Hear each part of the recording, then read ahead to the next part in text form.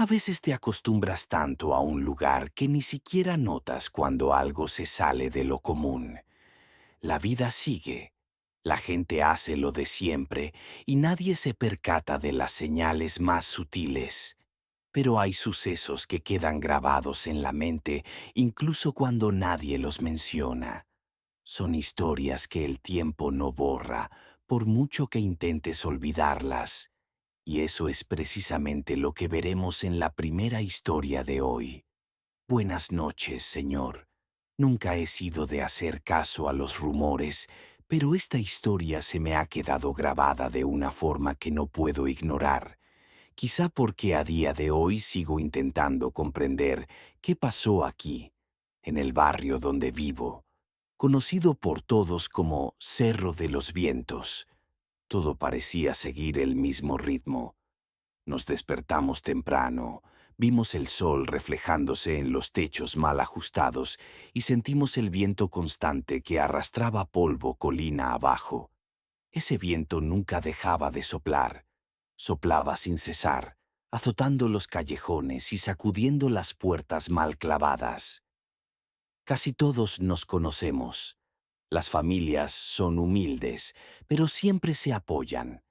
Está el vecino que lleva café caliente, el hombre que arregla el techo al otro lado, el joven que lleva las bolsas de la compra a alguna señora. Una cadena de favores que al final mantuvo vivo al barrio. El bar de Don Ciro era el punto de encuentro. Un edificio viejo pintado de un amarillo destartalado, con 2 o 3 mesas de plástico y un cartel medio caído.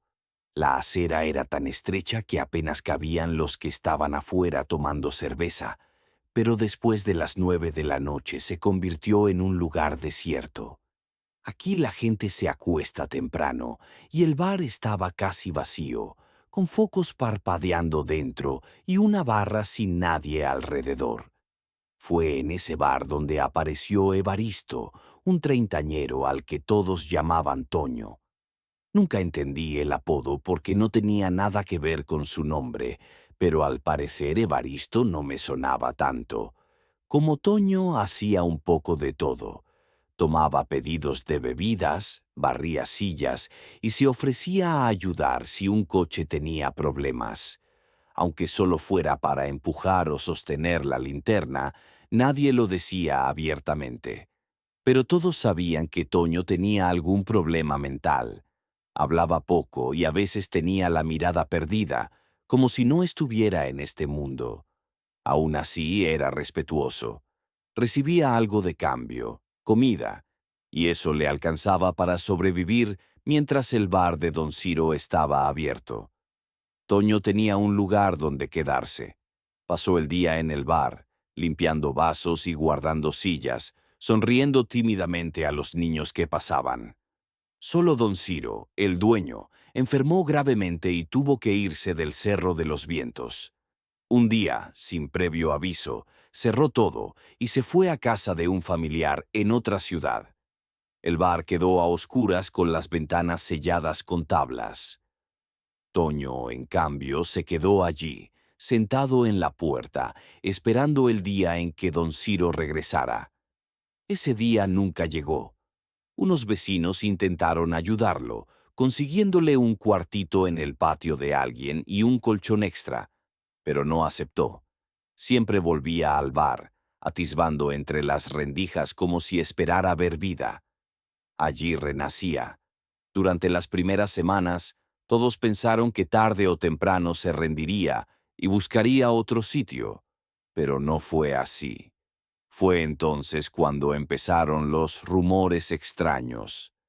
Después de las 22:01, algunos dijeron haber oído voces que provenían del bar, cerrado, como si alguien le hablara a Toño.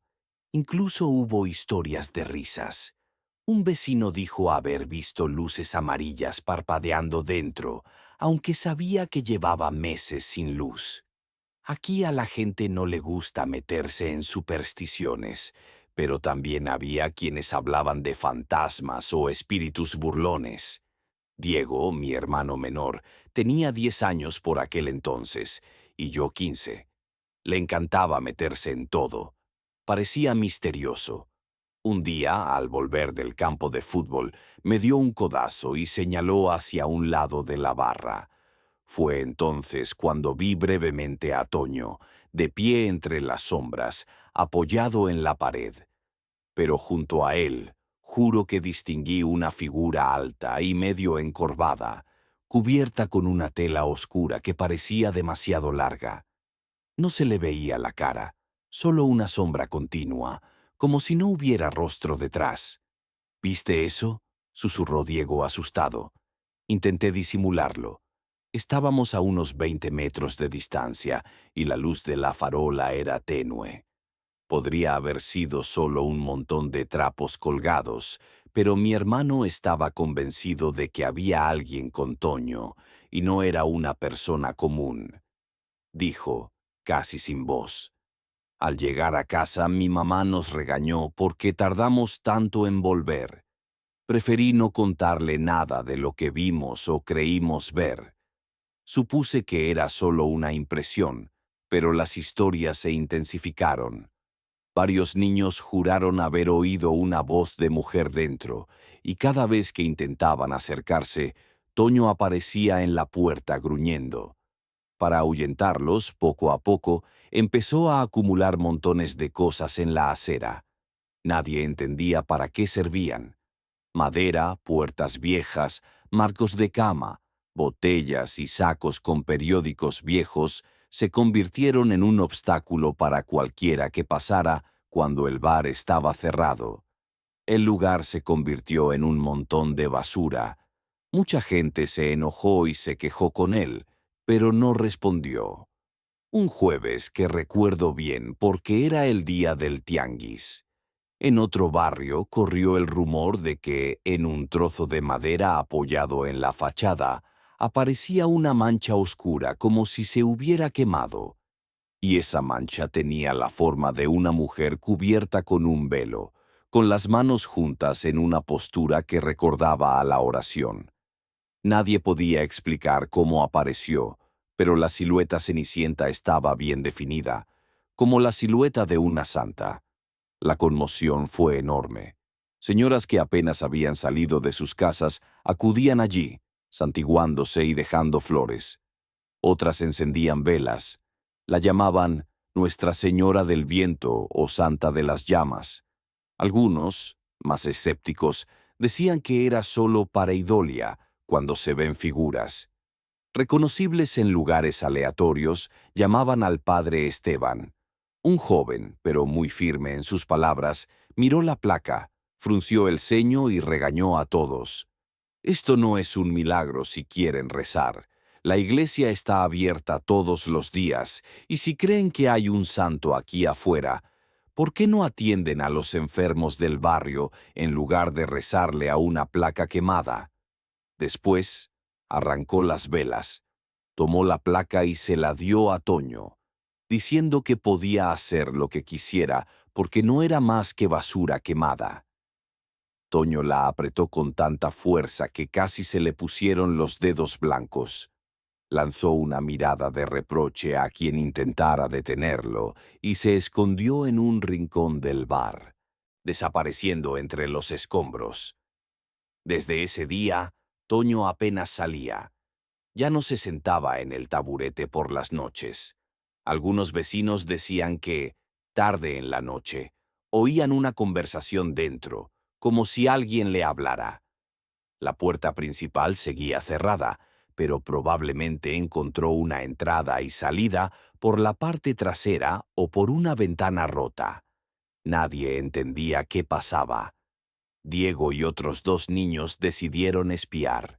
Encontraron una grieta en el costado, donde no había tabla ni reja, pero regresaron corriendo pálidos de miedo. Esa noche, mi hermano apenas pudo decírmelo. Vi a Toño hablando con algo, y había una luz muy tenue, como una vela. Solo en esa oscuridad se movía una sombra más alta que él. No era la primera vez que Diego hablaba de esas sombras, y eso me preocupó. Pero el ajetreo de la vida cotidiana me hizo dejar esas historias de lado. Simplemente le pedí que no volviera a entrar allí en unos días. Más tarde llegó la hora de dormir y Diego no había vuelto a casa. Mi papá me pidió que... Fui a buscarlo al gimnasio de fútbol sala, donde a veces jugaba con niños mayores. Me puse la chaqueta y bajé por las laderas del Cerro de los Vientos. Cuando llegué encontré a mi hermano y a otros 2 niños escondidos detrás de unos botes de basura. Uno temblaba, el otro sollozaba. Dijeron que cuando pasó el bar para tomar el atajo, vieron a Toño corriendo afuera como si huyera de algo. De repente, se detuvo, se dio la vuelta y regresó muy lentamente, como si una fuerza invisible lo jalara. Dijeron que en la oscuridad se podía ver una figura encapuchada que le hablaba. Toño asintió con la cabeza y desapareció adentro. Los niños entraron en pánico y se escondieron hasta que me vieron llegar. Los llevé a cada uno a sus casas, pero tan pronto como entramos en nuestra calle, vimos gente corriendo, perros ladrando y un resplandor naranja iluminando el cielo. El olor a humo era intenso. Mi corazón latía con fuerza. Venía del bar donde siempre estaba Toño. Corrió hacia nosotros. Dejando atrás a Diego, los vecinos intentaron apagar el fuego con cubos de agua. Se cubrieron la cara con paños húmedos para no respirar el humo.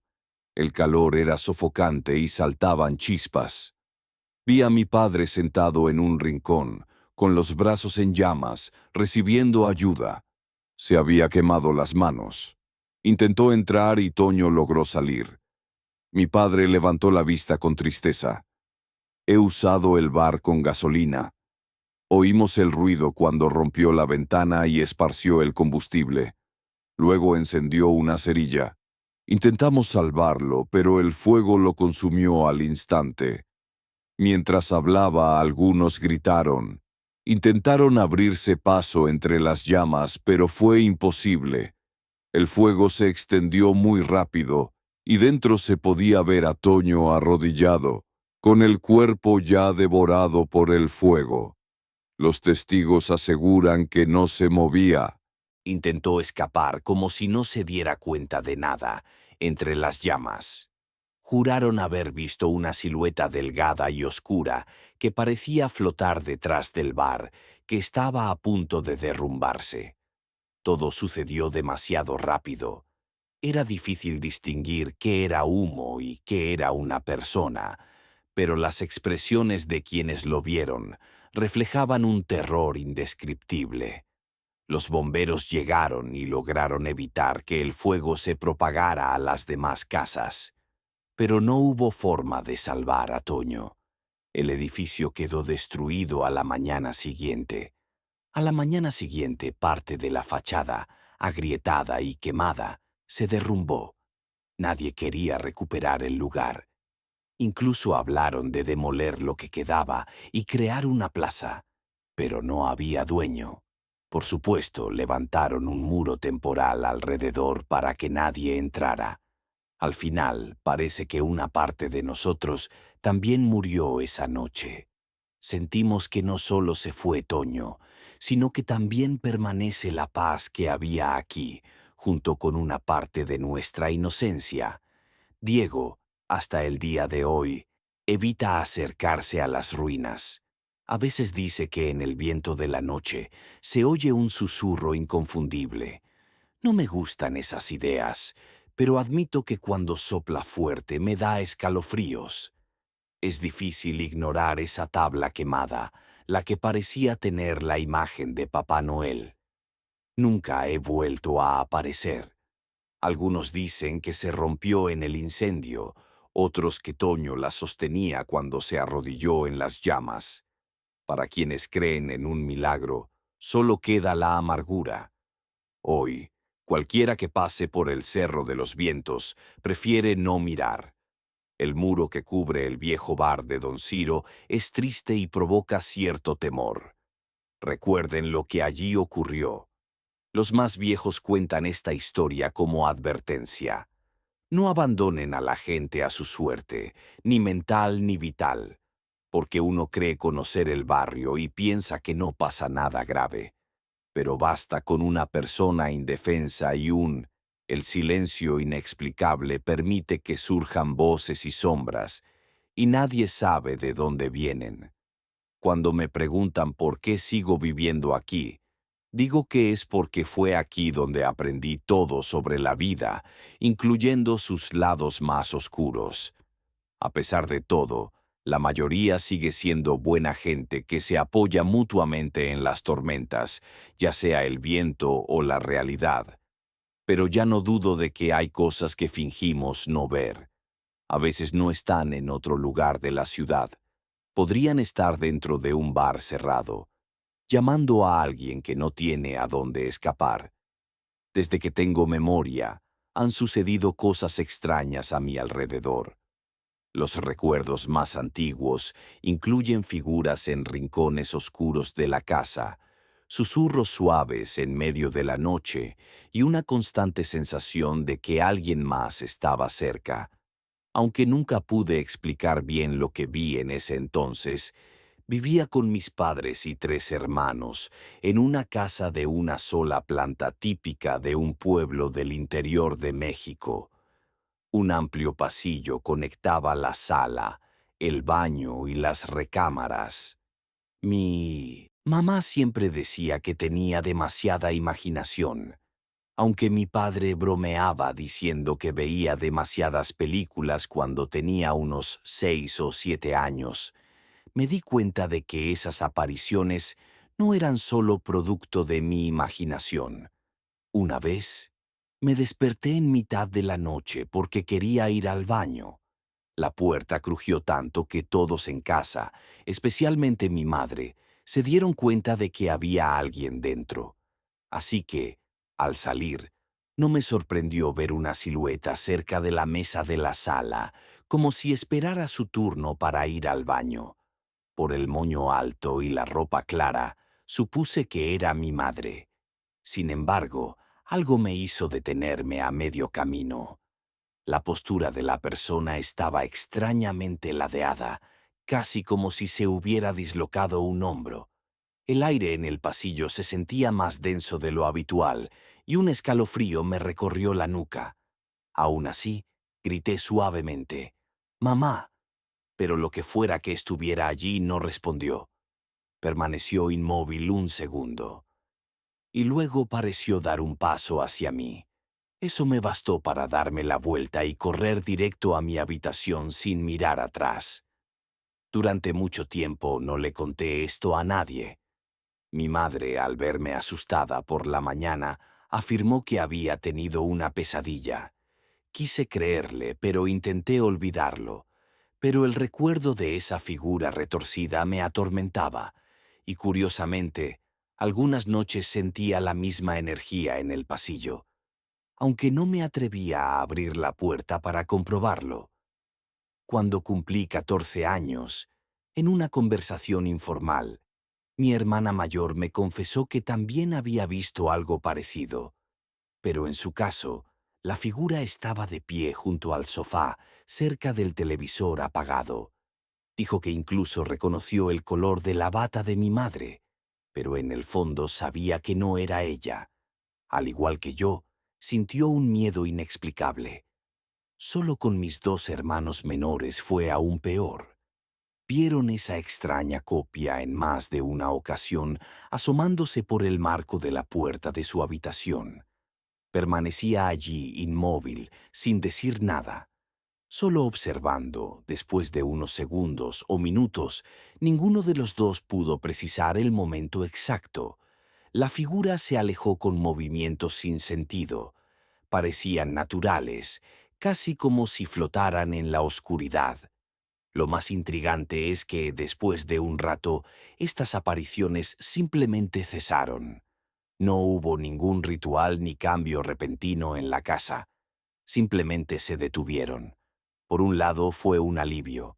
La sensación constante de tener una presencia a su alrededor desapareció. Por otro lado, la duda persistía. Al final, ¿qué pudo haber sido? un delirio infantil colectivo, una sombra proyectada por los muebles o algo que nuestras mentes no logran comprender del todo hasta el día de hoy, cuando me entran ganas de ir al baño en mitad de la noche. Debo confesar que dudé en irme. El pasillo puede estar vacío, pero el recuerdo de lo que vimos sigue vívido en mi mente. Incluso hoy, cuando pienso en lo que sucedió en diciembre de 2021, se me pone la piel de gallina. Estaba en mi penúltimo semestre de geología y para completar el curso de cartografía de campo necesitábamos pasar 10 días en una región muy aislada del desierto chihuahuense. El profesor Enrique eligió un sitio prácticamente inexplorado, casi sin caminos, todo muy seco, con chollas retorcidas y el suelo cubierto de piedras.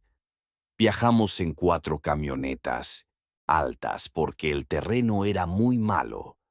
Desde el municipio más cercano hasta el campamento, tardamos casi 2 horas, tropezando por caminos de terracería donde solo se veían nopales y algunas plantas de cactus por todas partes.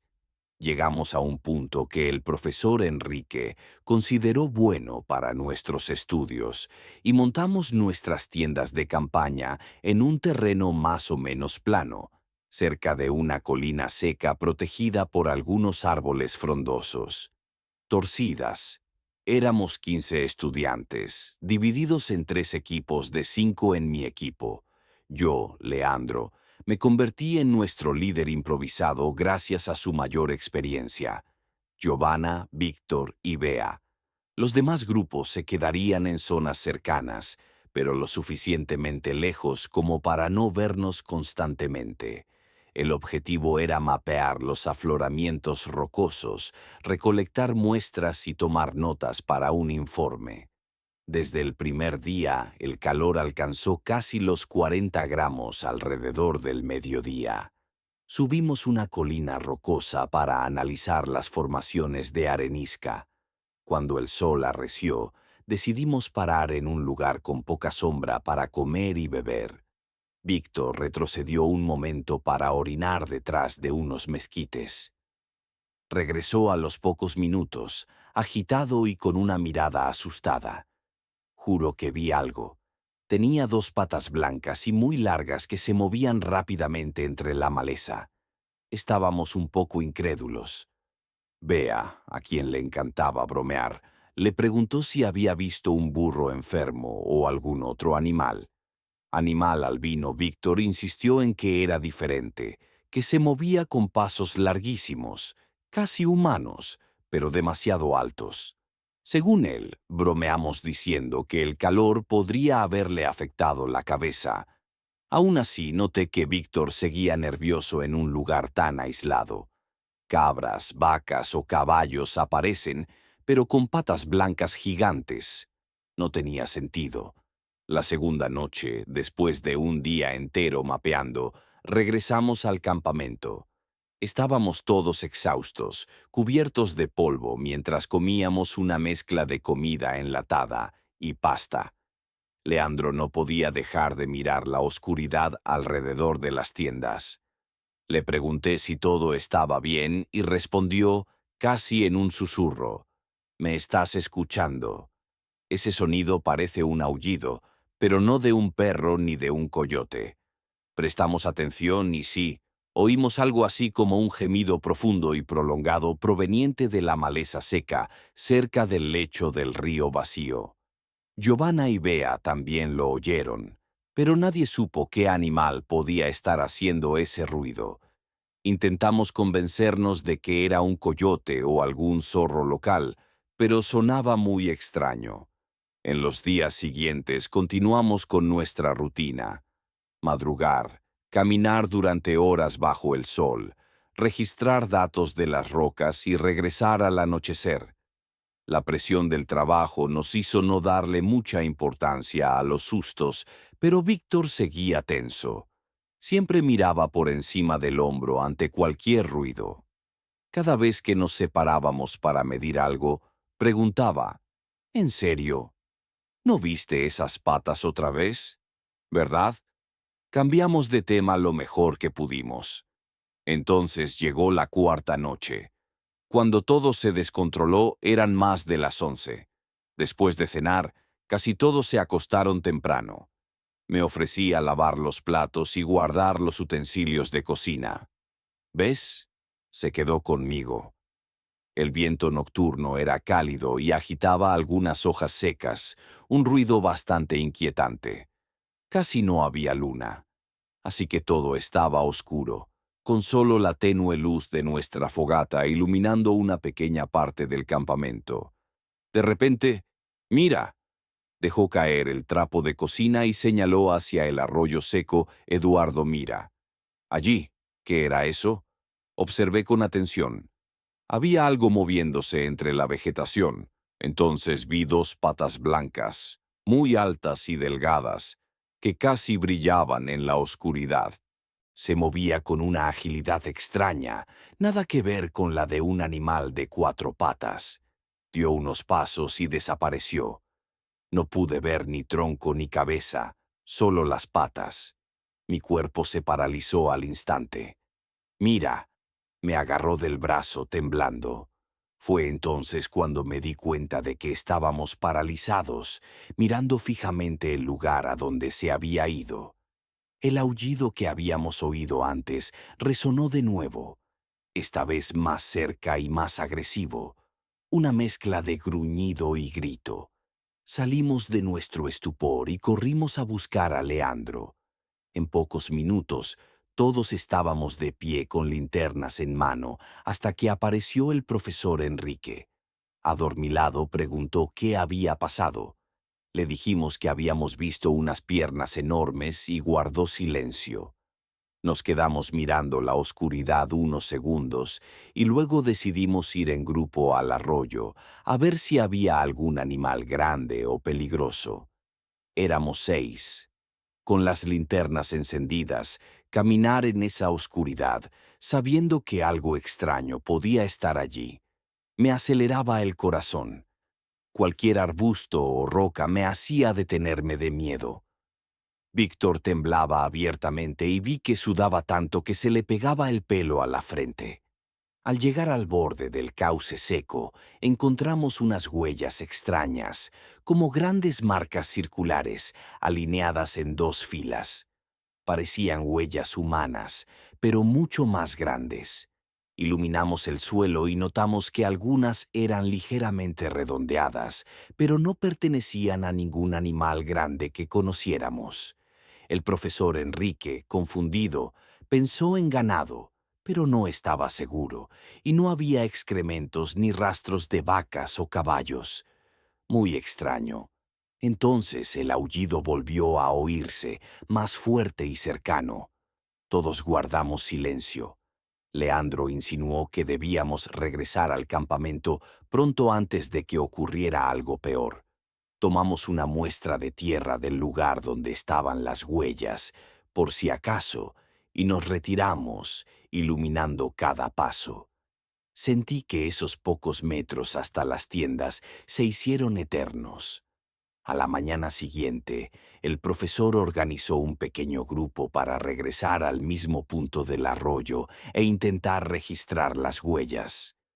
De día, casi todos querían ir, pero él prefirió llevar solo a los más tranquilos. Cuando llegamos nos sorprendió. El suelo estaba alterado por las huellas de animales comunes, como si algo o alguien hubiera estado merodeando toda la noche. Las grandes marcas que habíamos visto estaban prácticamente borradas o mezcladas con otras. Bea tomó algunas fotos, pero no mostraron nada que confirmara la presencia de una criatura con patas gigantes. El doctor Enrique incluso comparó las muestras de tierra que recogimos con lo poco que quedaba en el suelo, pero nada parecía concluyente. Era como si el viento y el polvo lo hubieran cubierto todo, comentó visiblemente decepcionado, sin mencionar los animales que debieron haber pasado. Buscamos ramas rotas o rastros de pelo, pero no encontramos nada. Al final, regresamos al campamento con la sensación de que, aunque quisiéramos, no podríamos comprobar lo que vimos la noche anterior. Esa noche, casi nadie durmió. Giovanna estaba tan ansiosa que quería irse al día siguiente, pero la maestra y algunos compañeros más escépticos pensaron que era pánico colectivo. En cualquier caso, decidimos no caminar solos y mantener la fogata encendida, turnándonos para vigilarla. Durante los siguientes días, solo hicimos lo básico del trabajo. Terminamos de recolectar muestras sin entrar en demasiados detalles. Como el ambiente se había vuelto muy tenso, las noches se convirtieron en un tormento. Soplaba el viento. A veces se oían esos aullidos lejanos y nadie se atrevía a acercarse al arroyo al oscurecer. Hasta el 10.º día, cuando desmontamos el campamento. Fue un alivio general. Salimos lo más rápido posible, recogiendo todo, pasando por un pequeño pueblo para cargar gasolina y tomar algo frío. Por curiosidad, Víctor le comentó a un lugareño que habíamos escuchado aullidos extraños. Nos miró muy serio y dijo: «Los ancianos hablan de una criatura que no es una criatura, sino una que camina sobre dos patas y aparece cuando llega la sequía. La llaman el gritón del desierto. Es mejor mantenerse alejado de ella. No sé si es solo una leyenda o si es real. Apareció algo que nadie conoce, pero recuerdo bien lo que vi. Esa criatura de patas larguísimas, desapareciendo en la oscuridad y el blanco. El aullido que me heló la sangre. Intenté explicarlo lógicamente. Algunos colegas sugirieron que podría haber sido un avestruz albino de una granja y que el aullido podría haber venido de otro animal, pero nada encaja del todo. Un animal con patas tan largas no es común por aquí, y las huellas no coincidían con nada que supiéramos. Lo único que sé es que si alguna vez regreso al desierto para otra excursión, no me arriesgaré a caminar solo de noche. Y si escucho algún ruido inusual, seré el primero en sugerir que salgamos de allí. Hay cosas que ni el calor ni la razón pueden explicar. En el desierto, el silencio y la oscuridad pueden esconder secretos que es mejor no tocar. Buenas noches, señor. Me llamo Mauricio, y lo que voy a contarles sucedió hace unos años cuando trabajaba como vendedor ambulante en un mercadillo en la Ciudad de México. Lo intenté con todas mis fuerzas, pero la vida era dura.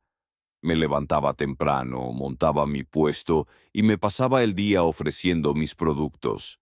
Camisetas, gorras, zapatillas de segunda mano, todo a precios asequibles. El mercado estaba abarrotado. Y aunque tenía fama de vender de todo, incluso cosas que no se debían vender, ahí me ganaba la vida. El ambiente del mercado tenía esa mezcla típica de nuestro país.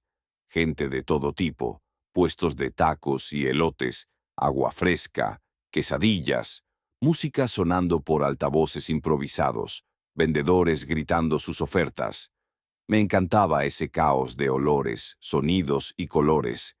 Aunque volvía a casa exhausto todos los días, nunca imaginé que en medio de tanto alboroto me topara con algo que cambiaría mi vida para mal. Recuerdo perfectamente el día que vi el espejo por primera vez.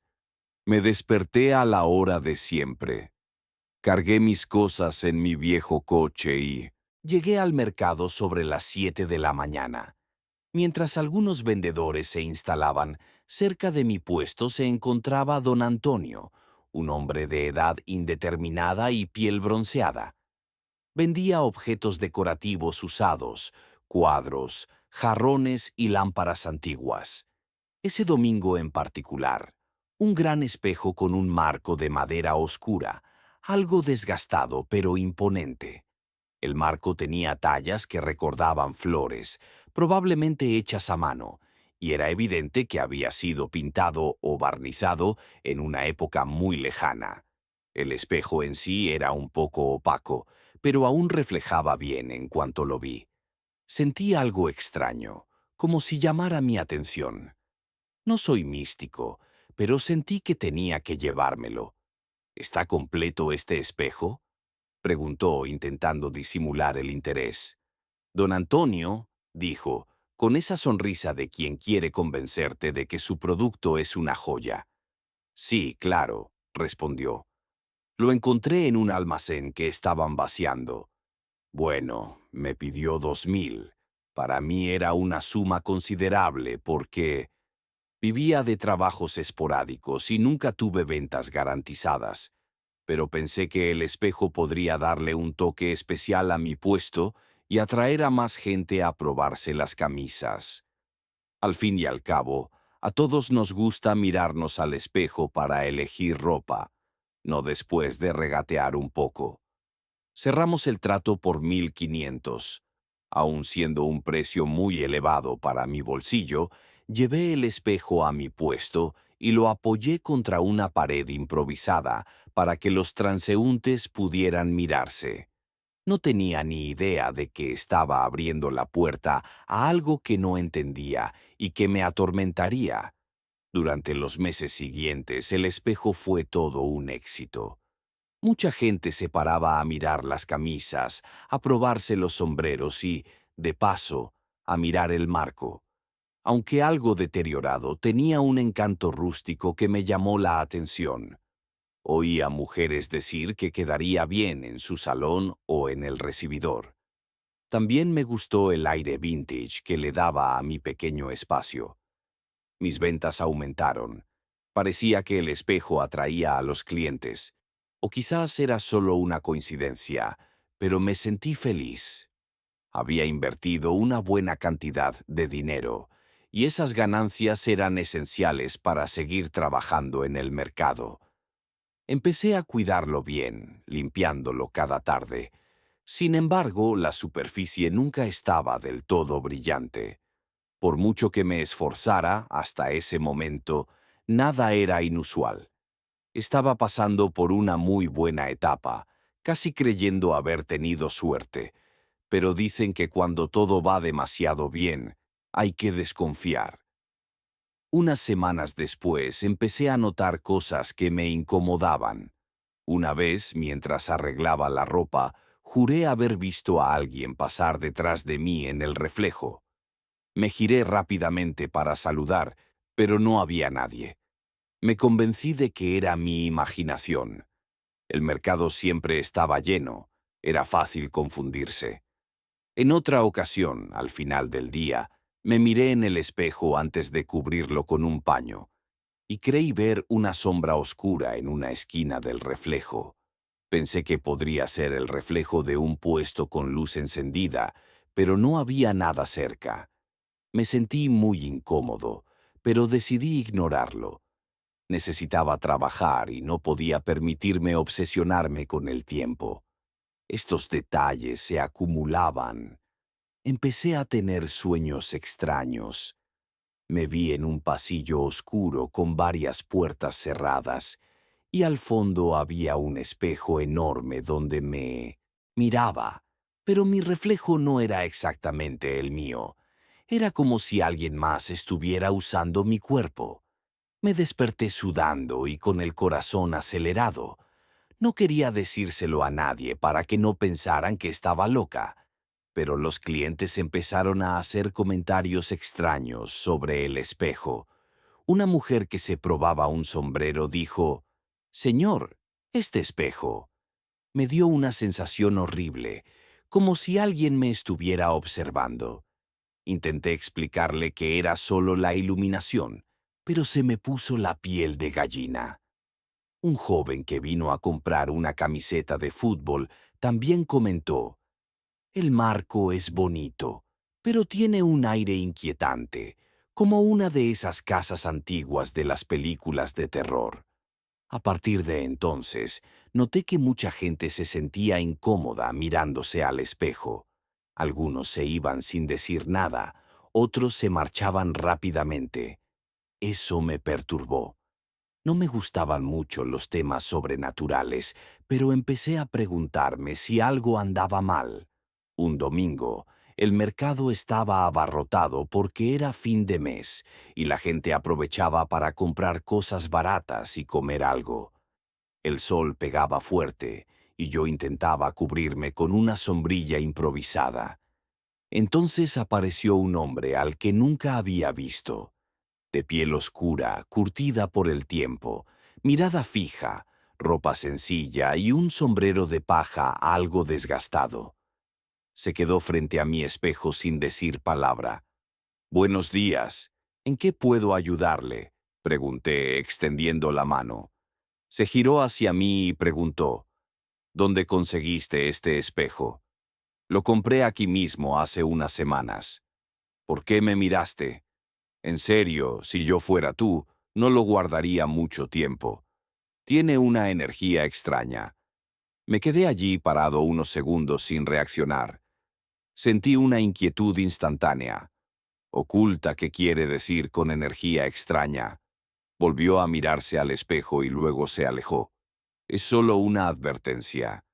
Desapareció entre la multitud, y me quedé allí parado con la cabeza llena de preguntas. ¿Quién era ese tipo? ¿Me conocía? ¿Por qué decirme eso tan de repente? Fui a hablar con don Antonio, el que me había vendido la pieza. Parecía un poco incómodo. «Mira, Mauricio, no sé mucho. Encontré el espejo en un almacén que estaban vaciando en un edificio abandonado. Todo estaba allí tirado. Tomé unas sillas, un baúl y el espejo. Solo lo traje porque me pareció bonito.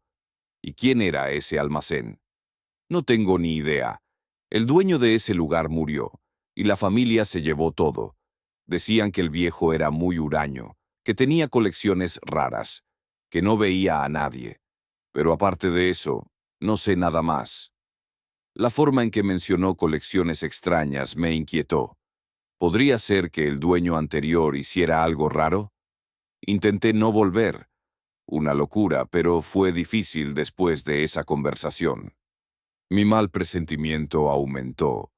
Las ventas que antes habían subido empezaron a caer. Una vez más parecía que la buena racha había terminado. Incluso yo me sentía desmotivado. Una tarde decidí examinar el espejo con atención. Lo saqué de su sitio, lo puse en una silla e inspeccioné el marco. La parte trasera nunca había sido examinada con tanta atención. Al darle la vuelta, descubrí unas marcas extrañas, como símbolos o arañazos, como si alguien hubiera grabado algo allí. Pasé la mano por encima, pero no pude entender qué era. Solo un montón de líneas superpuestas. No sé nada de simbolismo ni esoterismo, pero ese detalle me revolvió el estómago. Devolví el espejo a su sitio, intentando no pensar más en ello. Sin embargo, día tras día, la sensación de tener algo rondando a mi alrededor no desaparecía. Poco después, el sábado, me desahogué con un amigo del tianguis, Javier, que vendía artículos de cuero en el puesto de al lado. Notó mi cara de cansancio y me preguntó qué me pasaba. Le conté lo extraño del espejo. Por miedo a parecer ridículo, Javier no creía mucho en fantasmas, pero me escuchó con atención. «Mauricio, hay quien dice que ciertos objetos absorben la energía de sus dueños. Si el anterior dueño fue molestado, el espejo podría haberse cargado. Sí, lo he pensado. ¿Pero qué hago? Tirarlo, romperlo». Se rascó la cabeza. «Conozco a una mujer que vive en un barrio cercano. Dicen que es curandera y hace limpiezas para estas cosas. ¿Por qué no vas con ella?». Me pareció un poco exagerado, pero no se me ocurrió otra salida. Me dio la dirección, la anoté en un papel y la guardé. Antes de tomar esa decisión, pasé noches terribles. Las pesadillas empeoraron. Soñé con una habitación desconocida, con muebles y poca luz. En un rincón, en el espejo, en lugar de mi reflejo, vi a un hombre mayor con los ojos hundidos mirándome. No dijo nada, pero su mirada parecía de reproche. Desperté sin aliento. Otra noche soñé que el espejo reflejaba un pasillo con muchas puertas, cada una con escenas lúgubres, muebles viejos, manchas oscuras y una sombra que caminaba sin parar. Desperté tan angustiada que al día siguiente me dolía el pecho. Al día siguiente decidí acompañar a aquella señora. Guardé el espejo con cuidado en el coche y conduje. A la dirección que me dio Javier. Era una casa sencilla en una calle tranquila. Lejos del centro, toqué el timbre, un poco avergonzada. Quien salió a ayudarme fue doña Celina, una señora bajita, de pelo ralo y mirada atenta. Me saludó con una sonrisa. Aunque parecía comprender mi angustia con solo mirarme, dijo: «Buenos días, hijo, ¿qué te pasa?». Le resumí toda mi historia. Me escuchó en silencio y me invitó a entrar. Olía a hierbas y se veían velas santos y frascos con líquidos de colores. No tenía ni idea de qué esperar, pero seguí adelante. «¿Es este el espejo?», preguntó. Mirando el marco, dijo: «Sí, ya no sé qué hacer, siento que algo anda mal». Pasó de largo, con la mano sobre la madera, sin tocarla realmente, como si sintiera algo. Frunció el ceño y la miró. «Aquí pesa. Parece que alguien o algo todavía está pegado a él. ¿Has tenido pesadillas?». Me sorprendió tener razón. «Sí, y me están afectando mucho». Tomó un ramo de ruda, rezó en voz baja y lo pasó alrededor del espejo. Luego encendió una vela blanca a un lado. Me explicó que haría un Li básico, pero que podría necesitar más sesiones. Intentaré cortar esa conexión. Mientras tanto, reza y mantén una mentalidad positiva. A veces el miedo solo alimenta esas energías. Cuando terminó, me dijo que me llevara el espejo a casa y esperara unos días. Si las pesadillas continuaban, tendríamos que hacer algo más fuerte. Volví a guardar el espejo en el coche, aliviada por haber tomado alguna medida. Solo de regreso tuve la extraña sensación de no estar sola, como si alguien estuviera en el asiento trasero. Pero cuando me di la vuelta, solo vi el reflejo en el espejo cubierto con un paño. Esa noche dormí sin pesadillas. Pensé que la limpieza había funcionado, pero la paz no duró mucho. 2 días después, las sensaciones regresaron. Y también un sueño terrible, una voz que susurraba mi nombre. «Mauricio, Mauricio», muchas veces. Desperté aterrorizada, con el corazón en la garganta. Necesitaba arreglar esto una vez por semana. La semana siguiente llevé el espejo de vuelta al tianguis, porque ya no lo quería en casa. Fue otro día de malas ventas, y mi cabeza estaba llena de preocupaciones. Pensé en venderlo para deshacerme de él, pero no estaba bien deshacerse de algo que podía hacerle daño a alguien más. Consideré devolvérselo a don Antonio, pero probablemente no lo querría. A media tarde apareció doña Marta, una clienta habitual muy amable que estaba comprando cosas para sus nietos. Se probó una blusa y, al mirarse en el espejo, su expresión cambió al instante. La prenda se le cayó de las manos y retrocedió pálida. «¿Estás bien?», le pregunté. «¿Hijo?». Creí ver a alguien detrás de mí en el reflejo, pero no había nadie. Se disculpó, se fue rápidamente y no compró nada. En ese momento comprendí que ya no podía ignorar el problema. Al final del día cerré mi puesto y fui directo a casa de doña Celina. Le conté lo sucedido y le rogué que hiciera algo definitivo con esa maldición, si así se le podía llamar. Me escuchó preocupada. «Este objeto tiene algo pegado. Puede ser que el anterior dueño realizara algún ritual o estuviera en un estado de perturbación.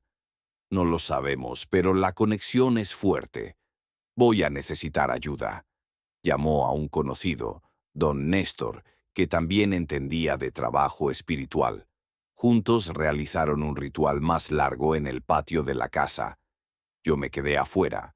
pero se oían las oraciones y se olía el humo de las hierbas quemadas. Duró casi 1 hora, y cuando terminó, Mauricio salió exhausto. Intentamos limpiar el espejo. Parece que parte de la carga se ha ido, pero sigue marcada.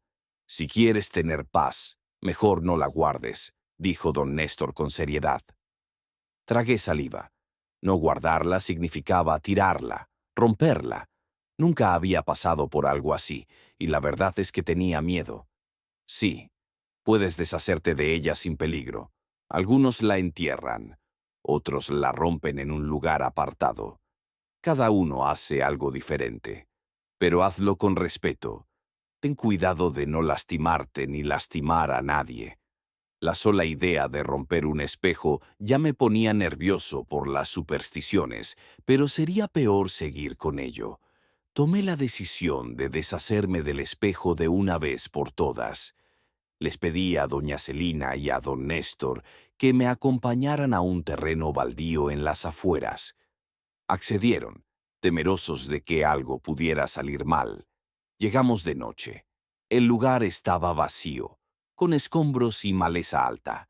Encendí usando la linterna de su celular y el espejo sobre unos bloques de concreto.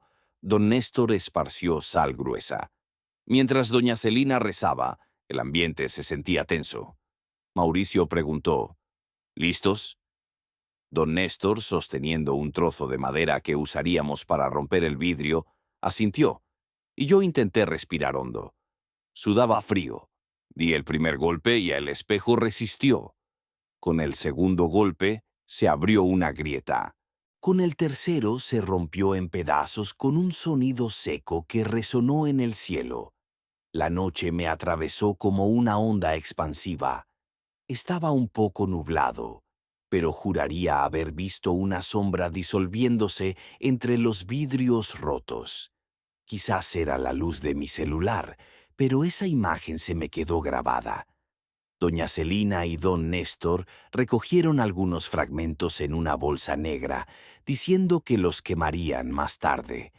El resto permaneció allí, pero cubierto de tierra y sal para, según ellos, neutralizar cualquier energía restante.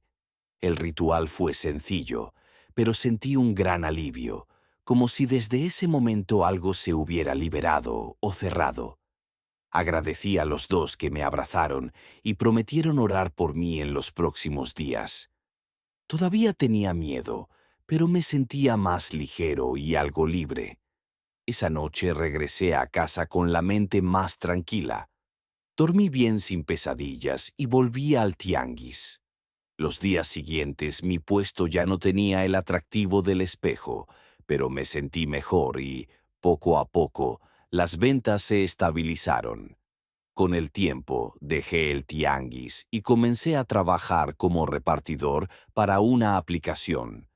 Además de vender algunas cosas en línea, decidí no volver a tratar con objetos antiguos de dudosa procedencia. Empecé a confiar más en mi intuición si algo me daba un mal presentimiento. Prefiero quedarme en casa. Puede que haya quienes no crean en estas cosas, pero lo experimenté en primera persona.